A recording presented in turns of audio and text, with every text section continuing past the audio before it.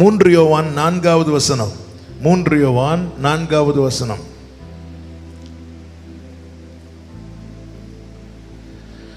என் பிள்ளைகள் சத்தியத்திலே நடக்கிறார்கள் என்று நான் கேள்விப்படுகிற சந்தோஷத்திலும் அதிகமான சந்தோஷம் எனக்கு இல்லை.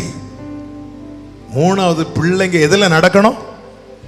முதல்ல பந்தியில இருக்கணும், 2 வசனத்துல வளரணும், 3 சத்தியத்துல நடக்கணும்.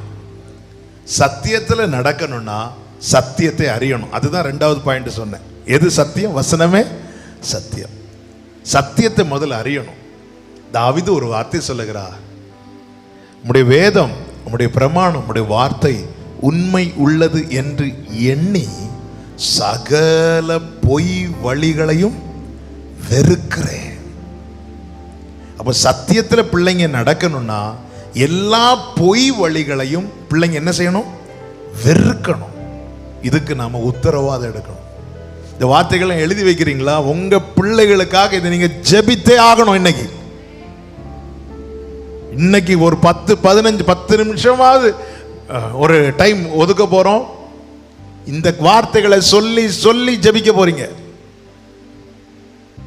ஐயோ, என் பிள்ளை கொஞ்சம் வளர்ந்துட்டான், இனியெல்லாம் சொல்ல முடியாது. இல்ல இல்ல இல்ல, சாக்கு போக்கு சொல்லுகிற நேரம் அல்ல.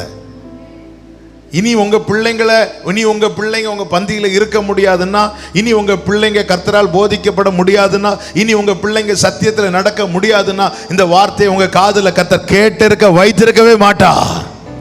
இன்னைக்கு இந்த சத்தத்தை உங்கள் காதுகளில் கேட்கும்படி செய்கிறது நோக்கம் என்ன?